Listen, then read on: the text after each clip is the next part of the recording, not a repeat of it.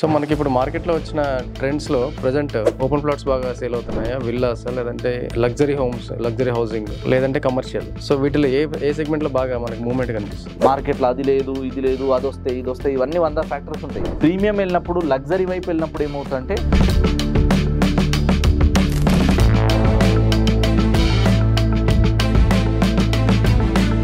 నాకు తెలిసి చాలా రీజనబుల్ ప్రైస్ ఇప్పుడే ఉంది. ఇంకా నెక్స్ట్ 10 yearsలో ఇంకా బాగా పెరిగిపోతాయి. ఎందుకంటే వాళ్ళకి తెలుసు నెక్స్ట్ మార్కెట్ ఎట్లా ఉండబోతుంది.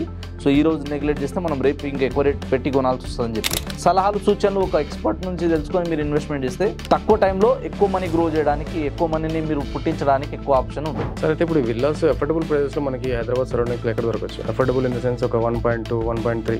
చీప్ అండ్ బెస్ట్ రెండు ఒకటే దగ్గర ఉండవు. సో ఇది గుర్తుపెట్టుకోవాలి. సో మీకు చీప్ కావాలా, బెస్ట్ కావాలా, మీకు రిటర్న్స్ బాగుండాలా, ఉండడానికి ఉండాలా. సో వీటిని కూడా బేస్డ్ ఉంటుంది. నమస్తే, welcome to 3D real estate. So ఈరోజు మనతో real estate expert and property advisor Sanjay Nayak గారు ఉన్నారు. ఆయనతో ఇవాళ మనం డిస్కస్ చేయబోయే టాపిక్ ఏంటంటే మనకి హైదరాబాద్లో ప్రజెంట్ మార్కెట్ ట్రెండ్స్ ఎలా ఉన్నాయి, లైక్ డిఫరెంట్ సెగ్మెంట్స్ అంటే మనకి ఇటు ఓపెన్ ప్లాట్స్ కానీ, లేదా విల్లాస్ కానీ, హైరైజ్ అపార్ట్మెంట్స్ కానీ, లగ్జరీ హౌసింగ్ కానీ, అలాగే కమర్షియల్.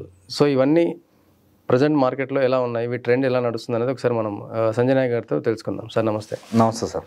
సార్, అయితే మనకి ప్రజెంట్ మార్కెట్ అయితే రెస్పాండ్ అవుతుంది. సో బిజినెస్ కొద్దిగా స్టార్ట్ అయింది అనేది వినిపిస్తుంది సార్, బాగా లాస్ట్ 3 months నుంచి కూడా.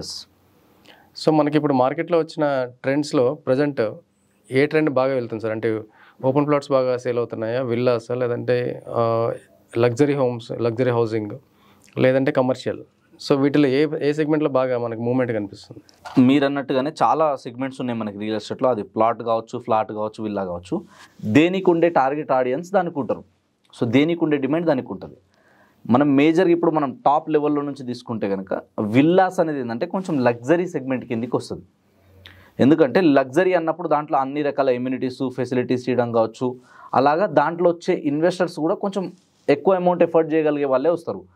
లైక్ ఇప్పుడు ఎన్ఆర్ఐ వచ్చే వాళ్ళు ఎవరైతే ఉన్నారో, ఎన్ఆర్ఐస్ ఎక్కువ శాతం ఎక్కడ సైడ్ చూస్తున్నారు అంటే ఫస్ట్ ప్రియారిటీ కింద వాళ్ళు విల్లా సైడ్ చూస్తారు. ఇఫ్ వాళ్ళు గనక వచ్చి ఉండడానికైతే, లేదా కన్స్ట్రక్షన్ లెవెల్లో జరుగుతున్నప్పుడు ఇనిషియల్ లెవెల్లో ఎంట్రీ కొట్టేసి ఎగ్జిట్ అయ్యే టైం కల్లా అది మంచి అప్రిషియేషన్ వస్తే సేల్ చేసుకుందామనే ఆలోచనతో ఎవరైతే ఉంటారో వాళ్ళందరూ కూడా విల్లా సైడ్ వెళ్తారు. లేదా ఆల్రెడీ ఒక ఇల్లు ఉంది, లేదా ఆల్రెడీ కొన్ని విల్లాస్ ఉన్నాయి, బట్ ఇంకొంచెం బెటర్ సొసైటీ కోసం, ఇంకొంచెం బెటర్ కమ్యూనిటీ కోసం చూసుకునే వాళ్ళు ఎవరైతే ఉంటారో వాళ్ళు ఏం చేస్తారు అంటే దీంట్లో వెళ్తారు. సో ఇది కొంచెం ఏంటంటే ఇప్పుడు లావిష్గా, ఇప్పుడు టెక్నాలజీ మారిపోయింది, మొత్తం ఆటోమేషన్ వచ్చింది, ప్రతిదీ మొబైల్ నుంచి ఆపరేటింగ్ చేస్తున్నాం మనం. సో ఫ్యూచర్స్ బెనిఫిట్స్ ఎక్కువనే అనమాట. సో అందుకని చెప్పేసి దానికి ఉండే టార్గెట్ ఆడియన్స్ దానికి ఉంటారు. సో అండ్ ఇది ఆల్రెడీ రైజింగ్లోనే ఉంది, దీనికి మార్కెట్ కండిషన్ సంబంధం లేదు. ఎందుకంటే వేరే అదర్ మనకి సెగ్మెంట్ చూసుకుంటే ఏంటంటే మార్కెట్లో అది లేదు, ఇది లేదు, అది వస్తాయి, ఇది వస్తాయి, ఇవన్నీ 100 ఫ్యాక్టర్స్ ఉంటాయి. కానీ ప్రీమియం వెళ్ళినప్పుడు, లగ్జరీ వైపు వెళ్ళినప్పుడు ఏమవుతుందంటే ఆ టార్గెట్ ఆడియన్స్లో ఎలాంటి చేంజెస్ అనేది ఉండదు. ఎందుకంటే వాళ్ళకి తెలుసు నెక్స్ట్ మార్కెట్ ఎట్లా ఉండబోతుంది. సో ఈ రోజు నెగ్లెక్ట్ చేస్తే మనం రేపు ఇంకా ఎక్కువ రేట్ పెట్టి కొనాల్సి వస్తుందని చెప్పి. సో ఆ సెగ్మెంట్ అయితే బాగుంది. విల్లాస్ అనేది గతంలో బాగుంది, ఇప్పుడు బాగుంది, రేపు ఇంకా బాగుంటుంది. ఓకే, దీనికి ఎలాంటి డౌట్ లేదు. విల్లాలో తగ్గిపోతాయేమో, విల్లా రేట్లు చాలా ఎక్కువ చెప్తున్నారు అనిపిస్తుంది మీకు. నాకు తెలిసి చాలా రీజనబుల్ ప్రైస్ ఇప్పుడే ఉంది. ఇంకా నెక్స్ట్ 10 yearsలో ఇంకా బాగా పెరిగిపోతాయి. రీజనబుల్ ప్రైస్ అంటే ఏ ప్రైస్ వరకు పెట్టారు సార్ మనం? అంటే ఏరియా టు ఏరియా ఉంటుంది, అది లొకేషన్ టు లొకేషన్ మారుతుంది. ఇప్పుడు నాకున్న ఇన్ఫర్మేషన్లో సరౌండింగ్లో ఇప్పుడు మనం ఓఆర్ఆర్కి కానీ, ఇటు గచ్చిబౌలి హైటెక్ సిటీకి నియర్ బై తీసుకుంటే ఒక 12,000 నుంచి, కొంచెం ప్రీమియం సెగ్మెంట్లు అయితే 12,000 నుంచి అప్ టు 20,000, 25,000 వరకు కూడా ఉన్నాయి.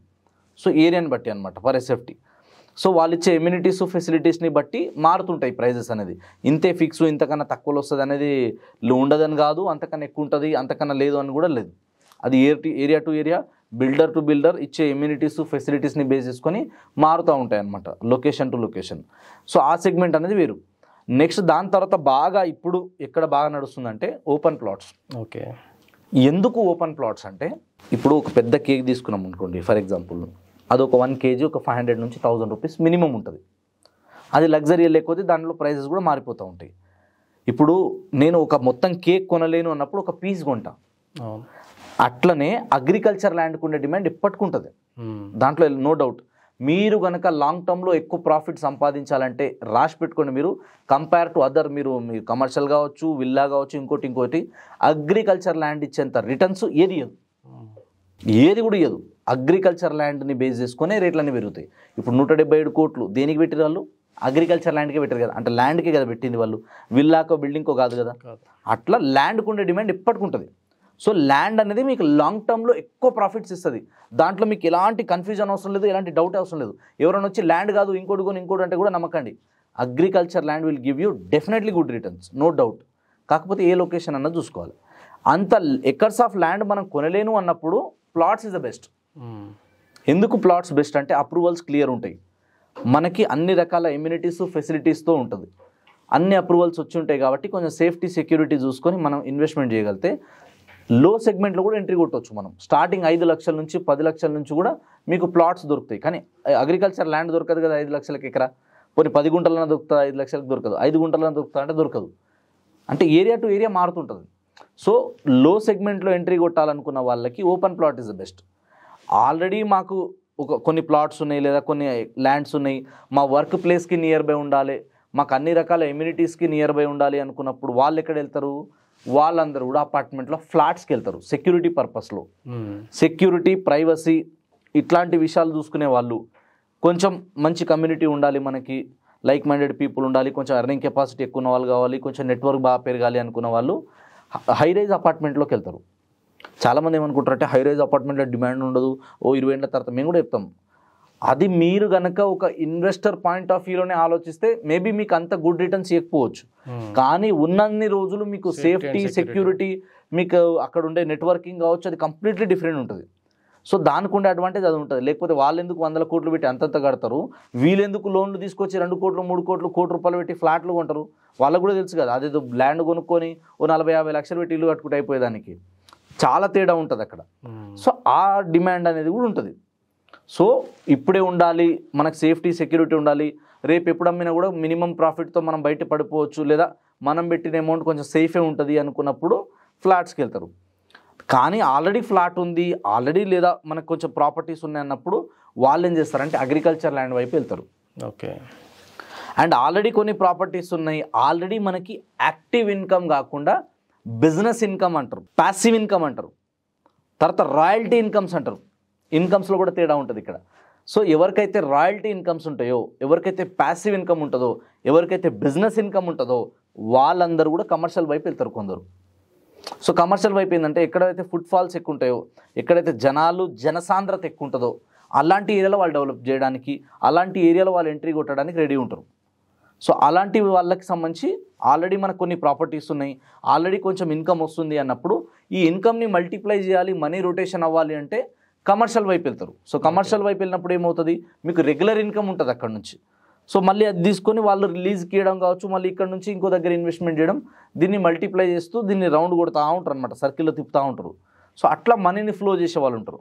సో అట్లా మనీ ఫ్లో చేయాలి, మనీ గ్రో అవ్వాలి అంటే స్ప్లిట్ చేస్తూ పోవాలి, మనీ అన్ని డంప్ చేయదు ఒకటి దగ్గర.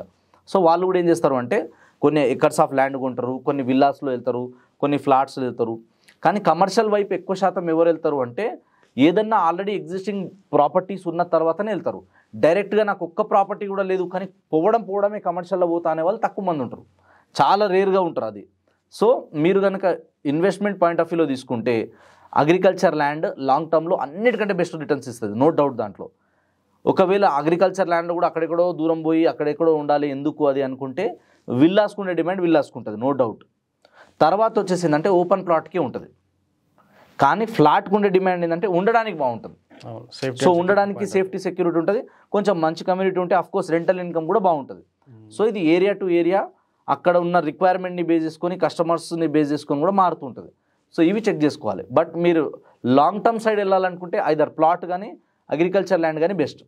ఒకవేళ షార్ట్ టర్మ్ రిటర్న్స్కి వెళ్తే మీకు విల్లాస్ కానివ్వండి, కమర్షియల్ స్పేసెస్ కానివ్వండి, ఇవి బాగుంటాయి.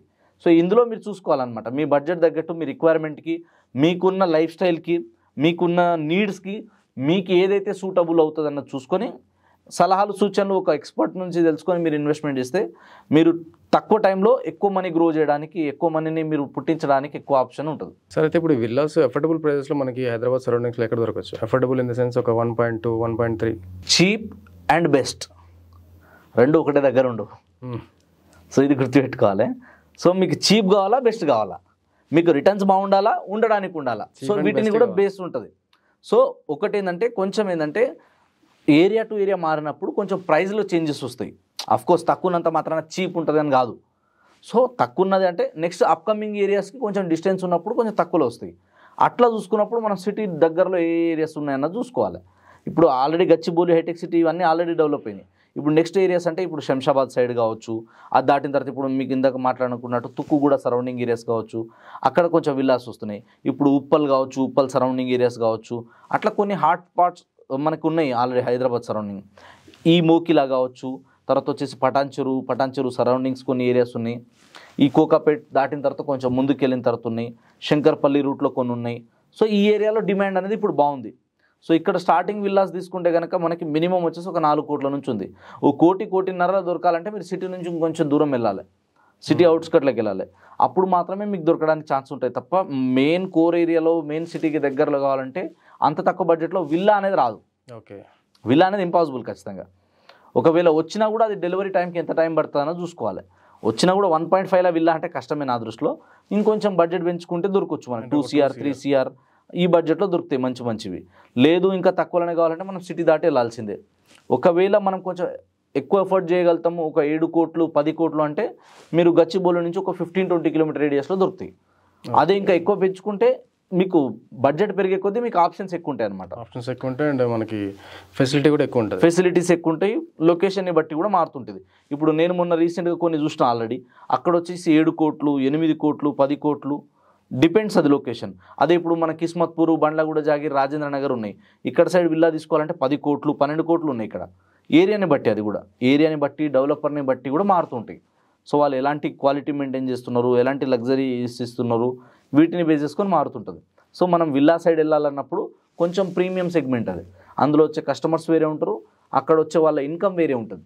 సో మనకు వచ్చే ఇన్కమ్ లెవెల్ని కూడా మనం దృష్టిలో పెట్టుకొని ఇన్వెస్ట్మెంట్ ప్లాన్ చేసుకోవాలి. ఓకే, సో అట్లా ప్లాన్ చేసుకుంటే కనుక బాగుంటుంది. సో విల్లాకు ఉండే డిమాండ్ విల్లాకు ఉంటుంది, కమర్షియల్కి ఉండే డిమాండ్ కమర్షియల్కి ఉంటుంది, ప్లాట్కు ఉండే డిమాండ్ ప్లాట్కు ఉంటుంది, ఎకర్స్లో ఉన్న ల్యాండ్స్కి ఎకర్స్లో ల్యాండ్ డిమాండ్ ఉంటుంది.